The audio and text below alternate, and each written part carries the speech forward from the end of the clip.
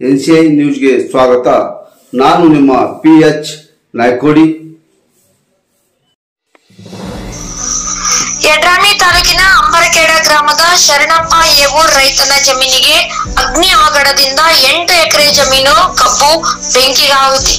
ಅಗ್ನಿಶಾಮಕ ದಳ ಸ್ಥಳಕ್ಕೆ ದೌಡಾಯಿಸಿ ಬೆಂಕಿಯನ್ನ ನಂದಿಸಿದರು ಮತ್ತು ಜೆಸ್ಕಾಂ ಇಲಾಖೆ ಅಧಿಕಾರಿಗಳು ಕೂಡ ಸ್ಥಳಕ್ಕೆ ಭೇಟಿ ನೀಡಿ ಪರಿಶೀಲಿಸಿದರು. ಶರಣಪ್ಪ ಏವೂರ್ ಕಡು ಬಡತನದ ರೈತನಾಗಿದ್ದು ಸಾಲ ಸೋಲ ಮಾಡಿ 8 ಎಕರೆ ಕಬ್ಬು ಬೆಳೆದಿದ್ದು ಇನ್ನೇನು 2-3 ದಿನದಲ್ಲಿ ಕಬ್ಬು ಕಟಾವು ಮಾಡುವಷ್ಟರಲ್ಲಿ ಈ ಅವಘಡ ನಡೆದಿದ್ದು, ಶಿವಪುರ ಗ್ರಾಮದ ಸಿದ್ದರಗೌಡ ಪಾಟೀಲ್ ಅವರ ಜಮೀನು ಲೀಸಿಗೆ ಹಾಕಿಕೊಂಡಿದ್ದಾರೆ.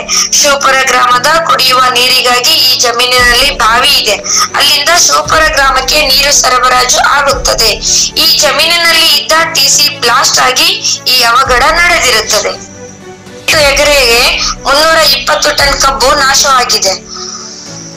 8,96,000 ರೂಪಾಯಿಗಳು ಇಳುವರಿ ಬರುತ್ತಿತ್ತು. ಈ ರೈತರಿಗೆ ಪರಿಹಾರ ರೂಪದಲ್ಲಿ 12 ಲಕ್ಷ ರೂಪಾಯಿ ಪರಿಹಾರ ಕೊಡಬೇಕೆಂದು ಕರ್ನಾಟಕ ರಾಜ್ಯ ರೈತ ಸಂಘ ಹಾಗೂ ರೈತ ಸೇನೆಯ ಇಜೇರಿ ವಲಯದ ಗೌರವ ಅಧ್ಯಕ್ಷರಾದ ಸಿದ್ದನಗೌಡ ಯಂಕಂಚಿ ಅಂಬರ್ಖೇಡ್ ಆಗ್ರಹಿಸಿದ್ದಾರೆ. ಈ ಸಂದರ್ಭದಲ್ಲಿ ಶಿವಮಾನಪ್ಪ ಮಲ್ಲಾಬಾದ್, ನಿಂಗು ಮಲ್ಲಾಬಾದ್, ಅಶೋಕ್ ಬಸವರಾಜ್ ಉಪಸ್ಥಿತರಿದ್ದರು.